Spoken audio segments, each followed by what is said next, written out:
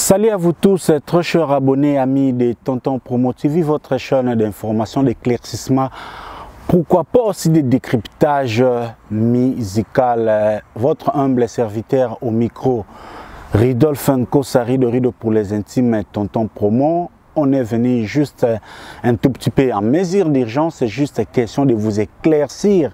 Comme Bozo Senga Biso Yango, nous avons reçu beaucoup de demandes en ce qui concerne les concerts annulés de l'artiste Fally Ipupa na Tanzanie. Deka Tolobaka, nous sommes là à la place de la vérité. Libanga Ezana Sima, vous savez que récemment, Azali Libanga, manager n'a chapin de Epsinga Tonton pour Mocha Kiti pour les vendre l'école Libanga, on a vraiment confortable tes mains. On reste toujours dans cet endroit pour symboliser notre volonté de vous restituer les informations musicales dans toute sa sincérité, pourquoi pas aussi dans la vérité vraie. Toko déroger les règles, parce que Tolobaka Yango, toujours censé continuer que Tonton Promo TV est une chaîne, certes c'est une nouvelle, mais que nous souhaitons apporter un nouvel élan dans la chronique musicale congolaise, parce que avec une presse médiocre ou des médias médiocres, aucune musique du monde ne peut avancer, parce que émission il y a musique, ils ont une émission politique qui était au mutumo fa le militant ni tsazo bundana mutute. Ils ont une question, il y a pour restituer l'information, il y a des fanatiques, il y a des mélomanes, il y a bonne musique, il y a des tout nyoso, balinga rolanda, artistes na bango de près, comme c'est le cas aujourd'hui de Fally Ipupa qui était censé jouer na Tanzanie. J'espère que vous avez aussi remarqué que à travers onglet na biso ya communauté ho esika na sega presque mingi soki na posté ka keloko yoka ba commentaire ndenge ya kakuna. Tantôt on essuie des injures, tantôt mais parfois on le tolère parce que on laisse les fans faire leur travail ou encore giguler par rapport à bon basé comme on a biso toko ko kangaba sentiment ya batute ndeka na lobaka maintes fois que chacun a son rôle. Les fanatiques ont les leurs, les chaînes aussi il y a chronique musicale les appels à rôle et aussi les artistes. Mais question tous à la professionnelle pour que nous puissions réellement faire avancer notre culture qui est une culture très riche. Tala lelo n'engepe honorable Mbao azoza loi sur mariage d'autres comme $500. Donc toujours bundara pour la culture ba authenticité na biso to longola oignon so ezo et faire échapper biso na ba valeur na biso. Mais qu'est-ce qui s'est passé réellement avec les concerts de Fally Ipupa en Tanzanie? Comme aujourd'hui l'internet s'est en train de spéculer de gauche à droite comme d'habitude. Vous savez que quand on parle de Fally, c'est la joie pour les warriors, c'est le succès, Eza et Sengo, triomphalisme. Et quand aussi on parle de Fally de l'autre côté, en face, on voit directement les Gaulois, ces fanatiques chers à Ferregola, qui est aussi reste là de bons droits, toujours attendre là où leur adversaire est tenté de trébucher pour s'y péquiler. Et ça fait qu'en ce moment, nous avons maintenant deux thèses. Raison nini oyo, concert ya Fally Ipupa na Tanzanie, est réellement annulé. Ba warrior, Fally, ba pesi raison na bango, ba lobby ke eza pona cas sanitaire.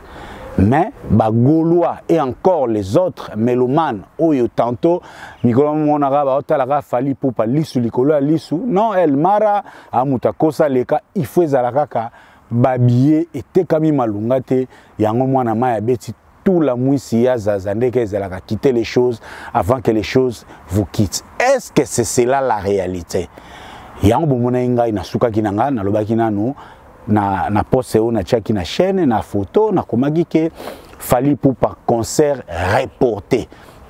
Pourquoi je fais ça? C'est justement un bon professionnel. Lorsque vous avez d'abord une information certifiée, il faut d'abord la restituer comme telle. Les raisons et annulations, lorsque j'avais posté cela, il y fallait aussi le traitement et information. Mais juste pour un peu remonter les faits, Fally Ipupa, le concert à Tanzanie, c'est un concert déjà qui était prévu depuis un tout petit peu longtemps. Ça spéculait déjà, c'est près de 3 mois qu'on en parlait. On attendait juste des dates officielle où ils allaient confirmer pour artiste à Kendekuna.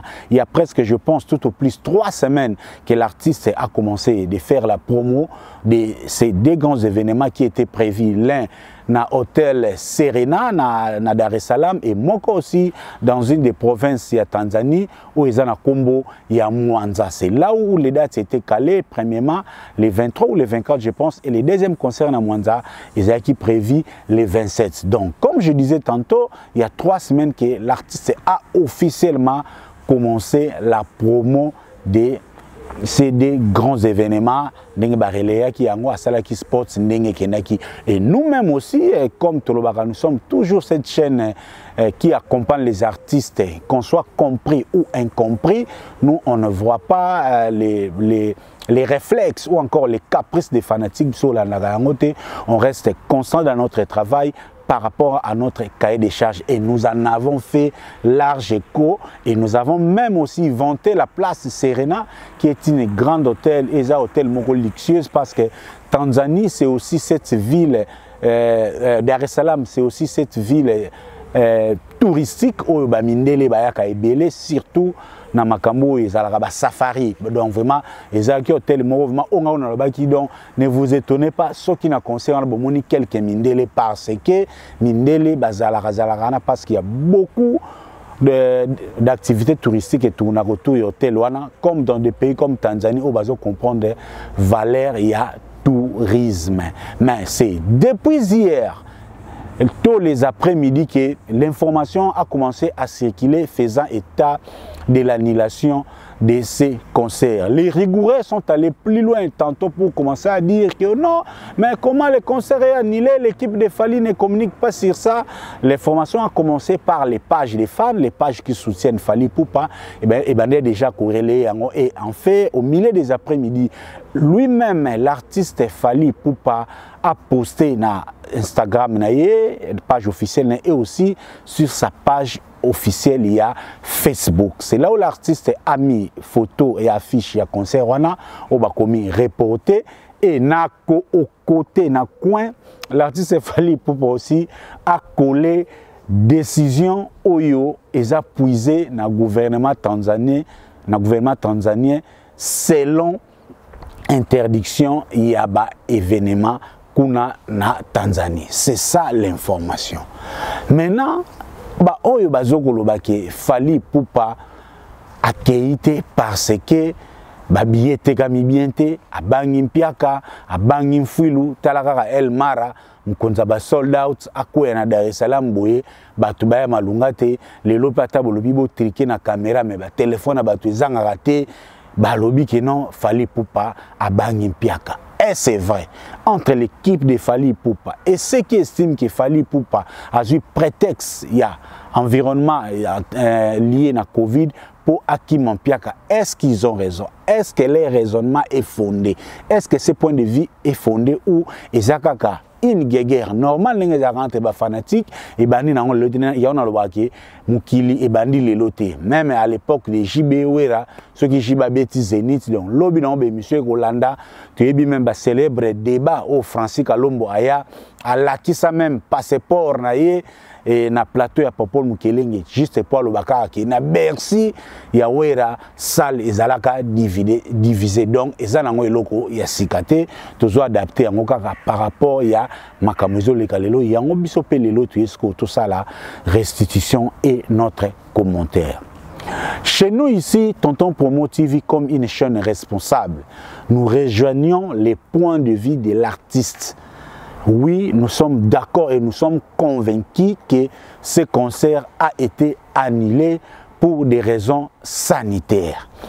Pourquoi tu rejoindrais point de vue on a peut ton nimi on peut tozoyer bisabino yango ba o baza animé na bon esprit ba o baza musika ya polémique ba kokipe ko épouser on est baka chez nous ici ce n'est pas une parole d'évangile à croire celui qui paie mais o ya lingité il peut rester dans ses positionnements pour à se réjouir d'un point de vue. Mais quant à nous, nous disons oui, nous sommes d'accord réellement sûr que ce concert a été reporté pour des raisons sanitaires. Pourquoi?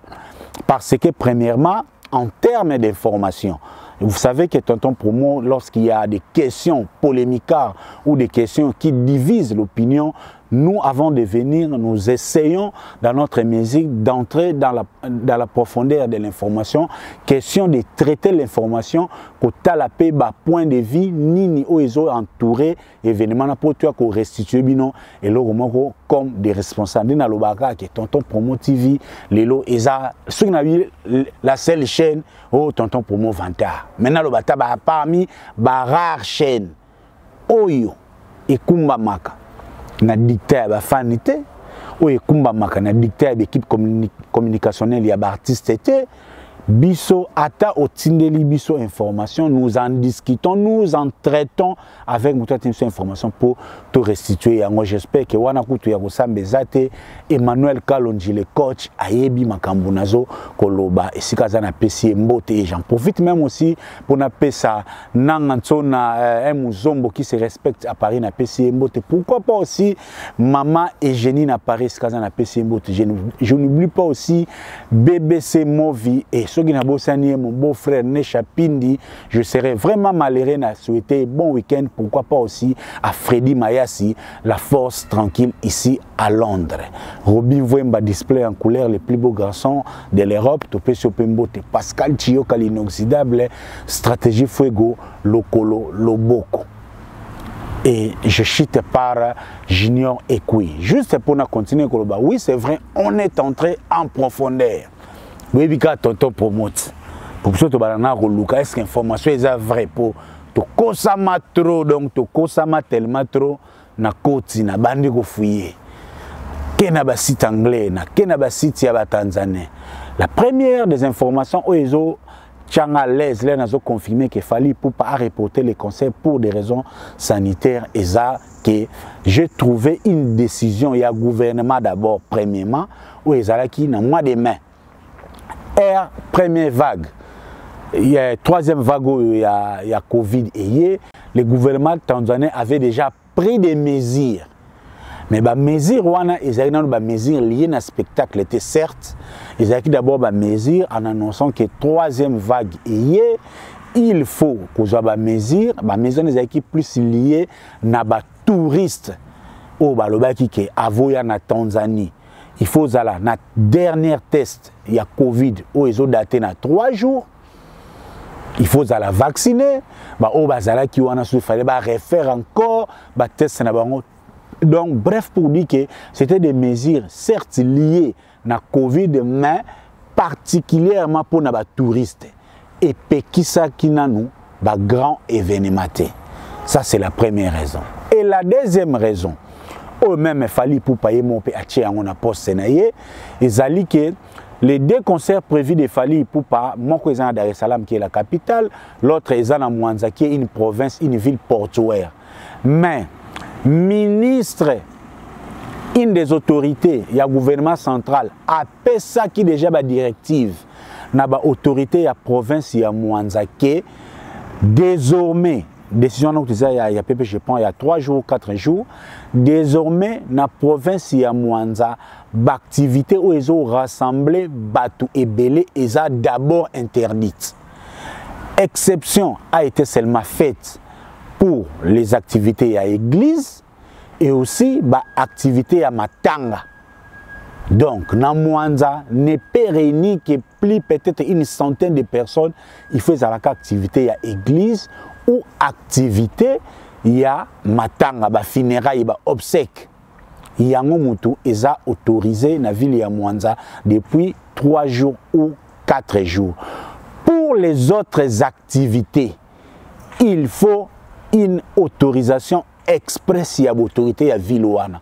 Mais dans les cas d'espèce, si par l'absurde, l'organisateur ou le producteur il y a concert il a fallu pour pas alinga qui a tenu concert beta mawana, il aurait fallu à ça une demande express pour basalaye autorisation moko express.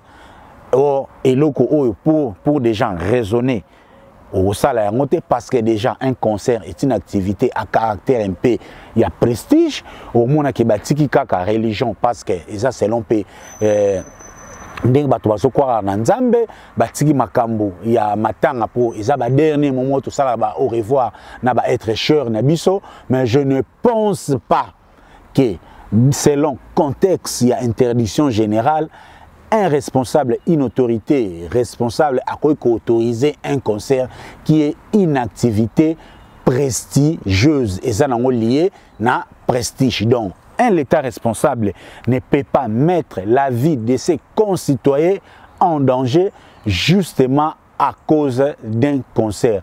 Voici les deux raisons majeures où ils ont fait croire que raison sanitaire est la meilleure des raisons et c'est une raison fondée. Il y a encore une autre raison complémentaire comme quelqu'un qui est souvent dans les secrets des organisations des événements, tantôt comme stratège, tantôt comme conseiller dans la promotion ou encore dans la communication. Ce sont des pratiques où ça la très souvent.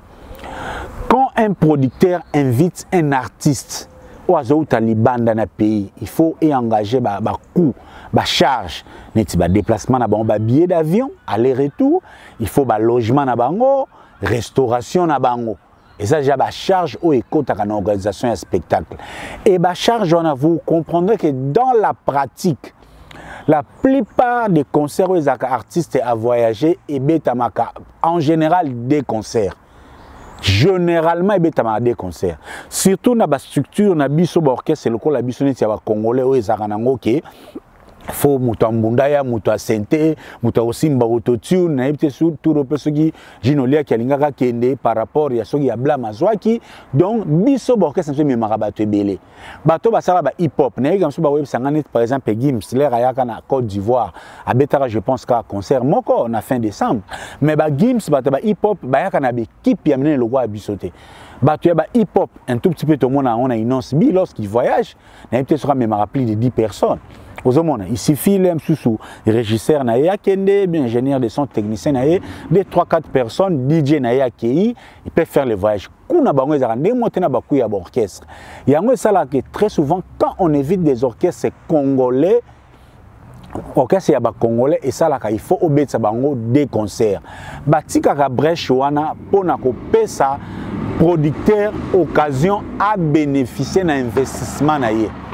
Peu importe le succès de l'artiste, peu importe le prix du billet, mais ils ont toujours dans la pratique des bonnes lois, ce qui artiste aillé, Liban a des concerts.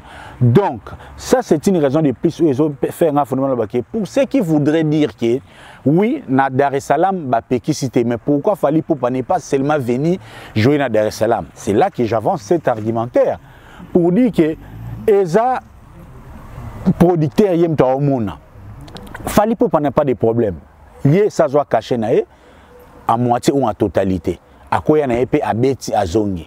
Batuba ya bayate au-delà ya honneur et ça producteur mouton salam piaka pelicolope et koyate. Mais c'est au producteur de lui de voir qu'il a intérêt que l'artiste aya beta des concerts. Premier concert moko et cause ça va charge l'état marambe belé belé et deuxième concert des arts presque concert il y a bénéfice. Même en Europe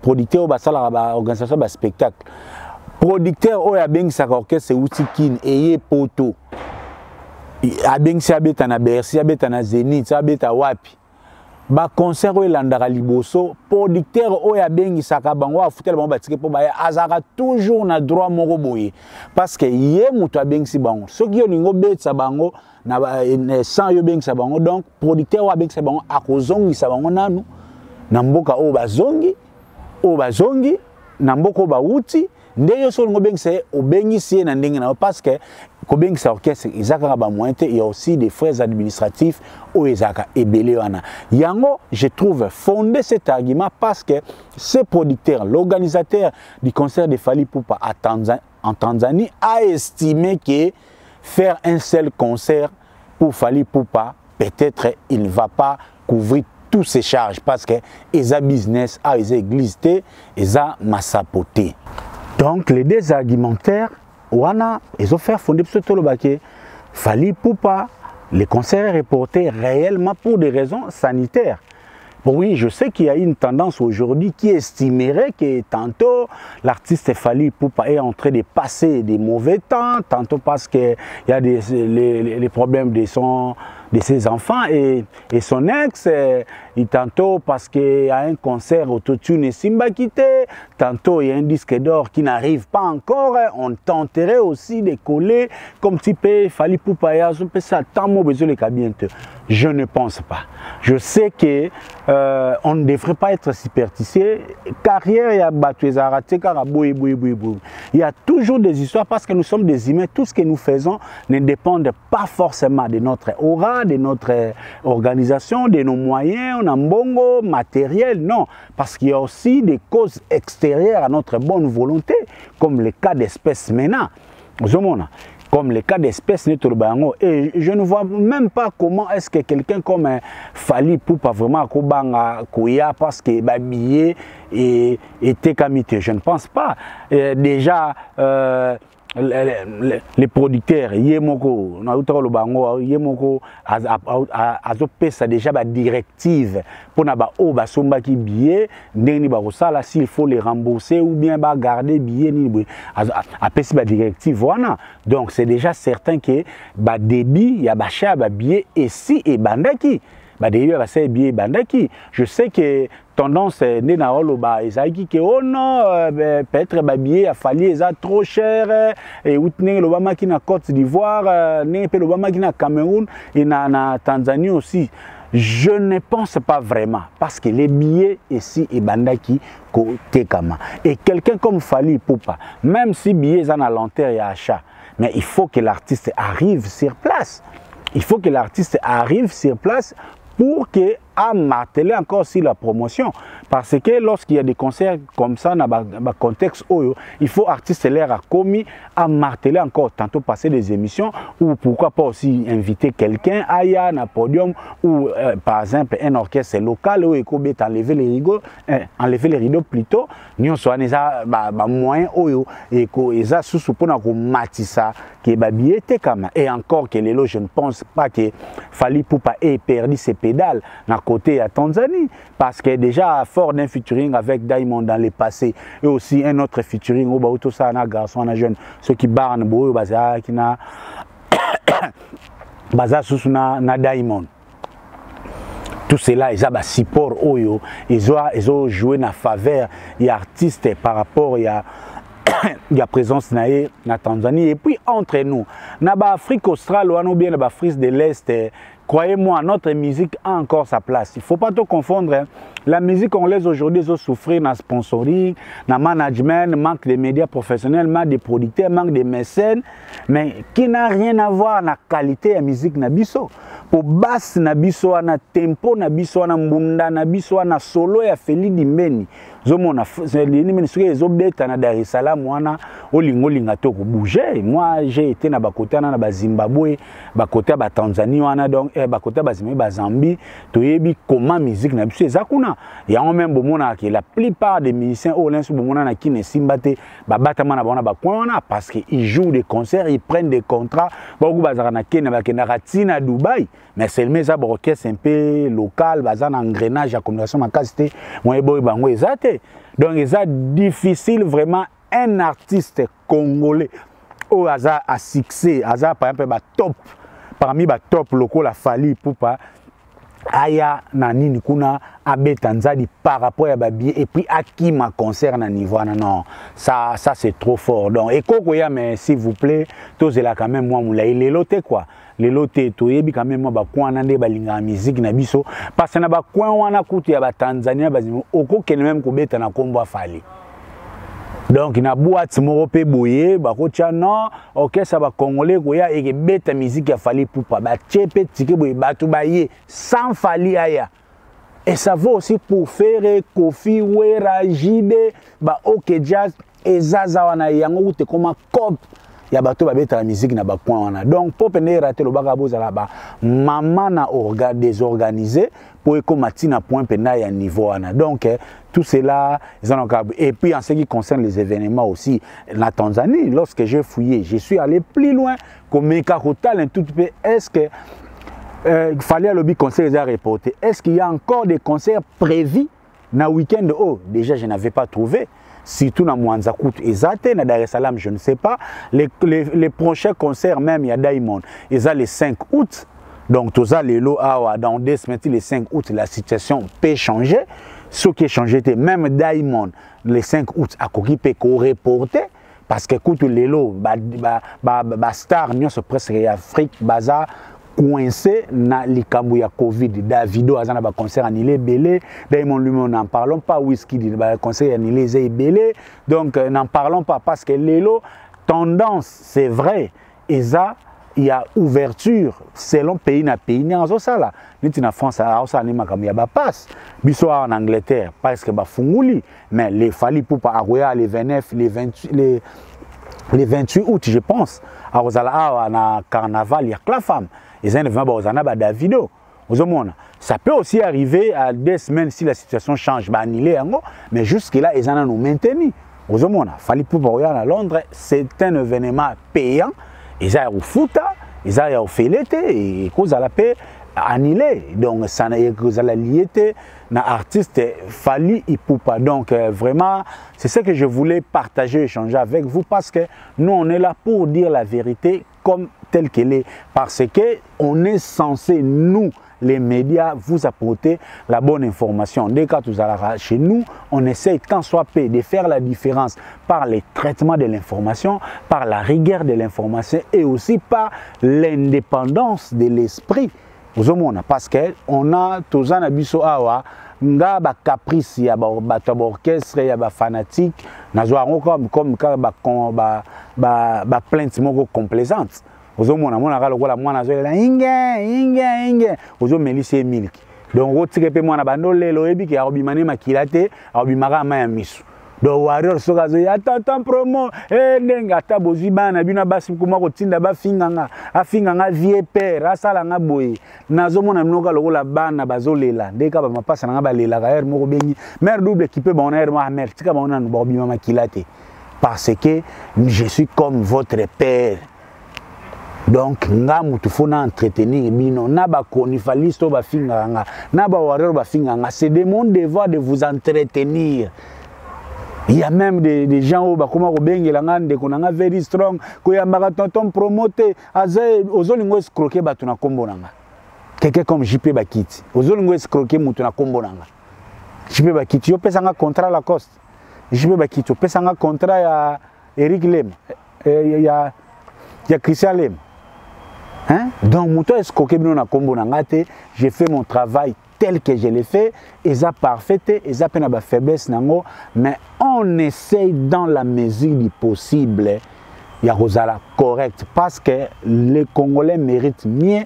Le toit na posa na poto, YouTube est comme presque na TV. Moi, je suis na TV à Sombi, écran na plasma ya munene ya 65 pouces. Nepena Joël Bouloubalingaka ota l'émission na écran na ya munene avant en famille na bana ala ba notala ba bêtise. Non, biso tokoza peut-être tata na ba vite mais toza ba émission total na ndako. Ni toza boy moko azaka na le sepla kutu fan mo ya tinelanga émission ata la émission tonton pour mona tala écran munene azobenda shisha.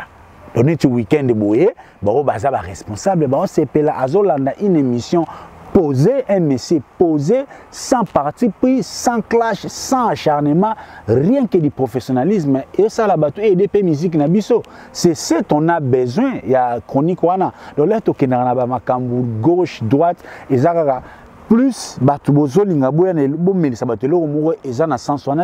on essaiera d'éclaircir, mais loin de nous l'idée de nuire à qui que ce soit, parce que je ne cesserai jamais de le dire. La musique ne peut pas avancer sans un média responsable.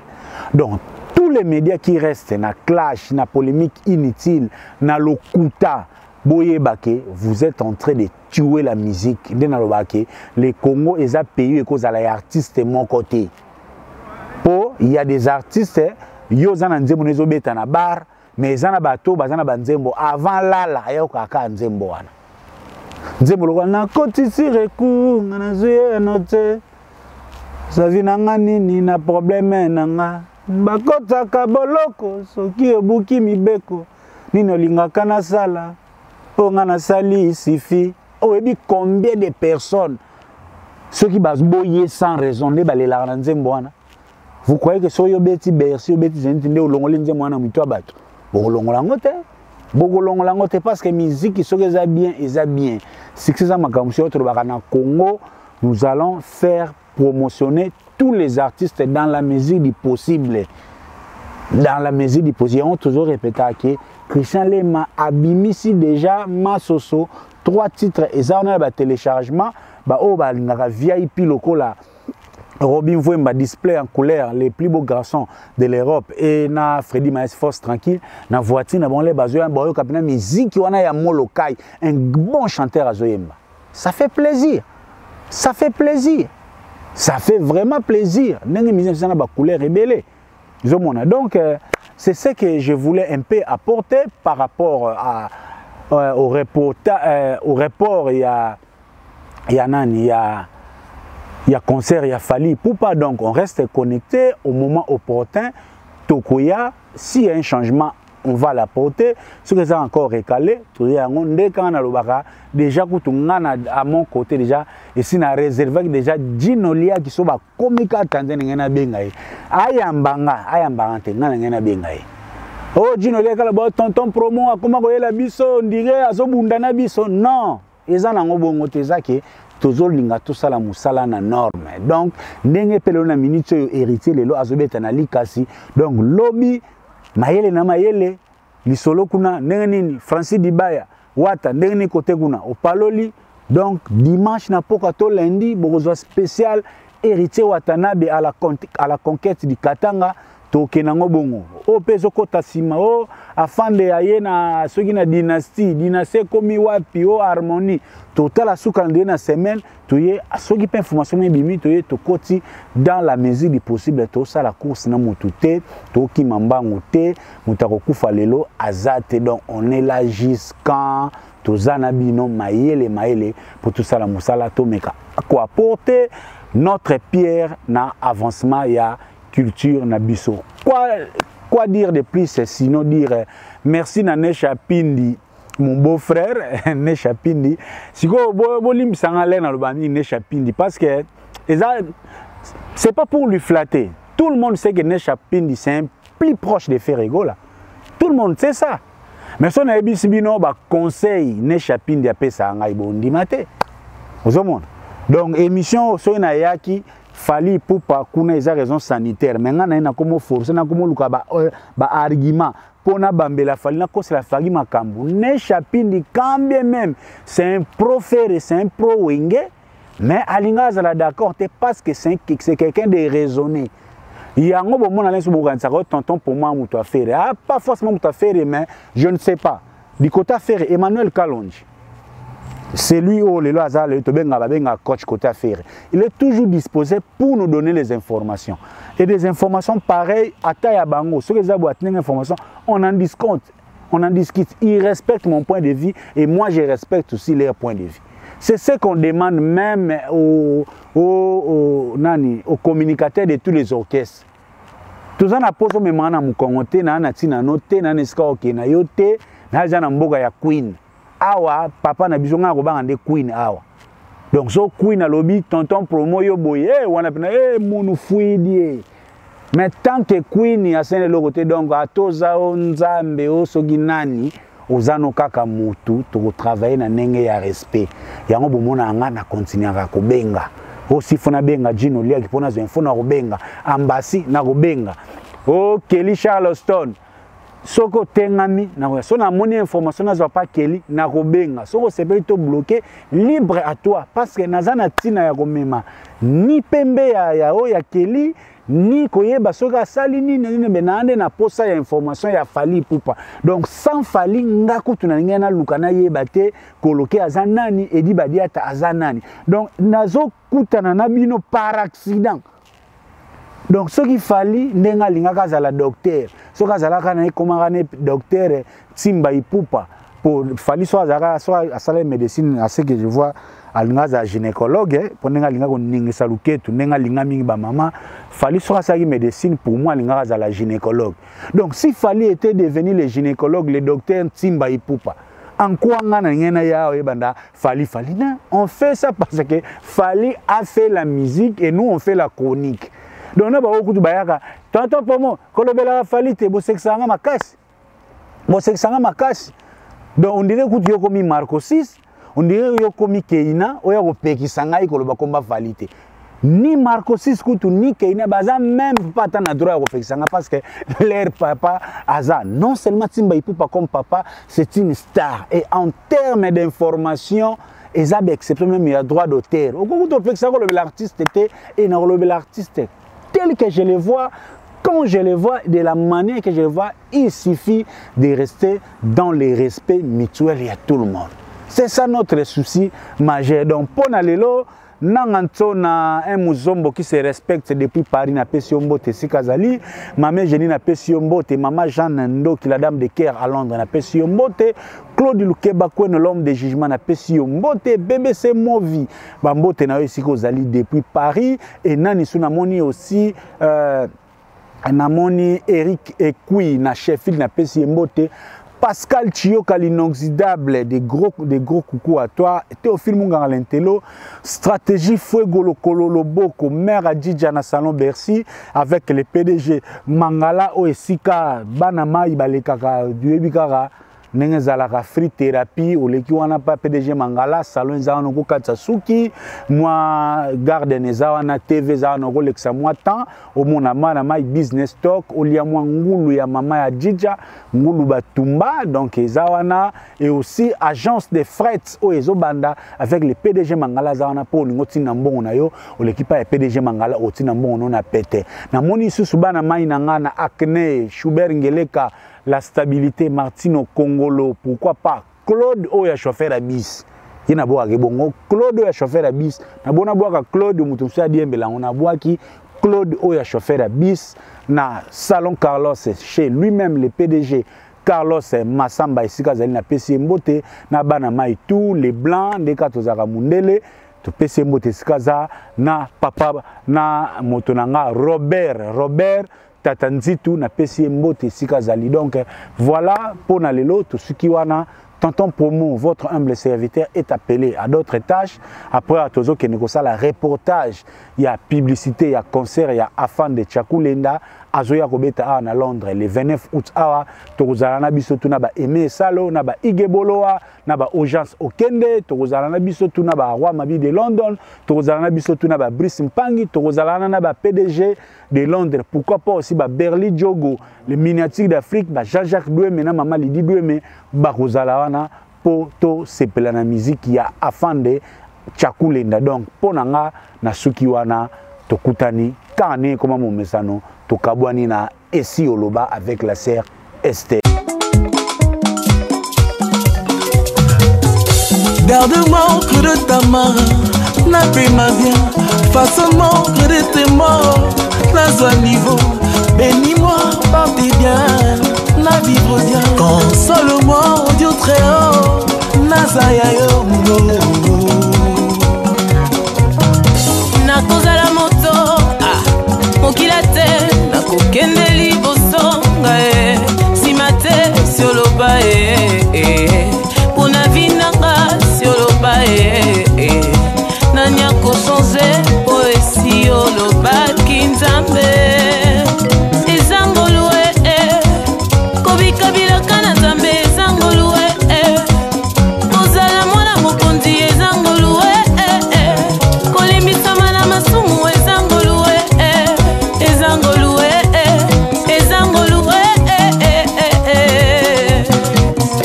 il est derrière sa parole pour l'accomplir. Il est le Père qui joue son rôle. Il va me bénir. Il est le même, je suis d'avis, qui ne change pas. Et même ce qu'il a dit pour ma vie ne changera pas. Je serai la tête, jamais la queue, toujours première, jamais dernière. Il a dit. Eh ben ça changera pas. Il a effacé l'acte dans les ordonnances pour nous condamner. Je serai la tête, yes, jamais la queue, qu'il a dit. Jamais échangeable. Pour ma vie, tu as dit. Qui peut changer ce qu'il a dit pour ma vie?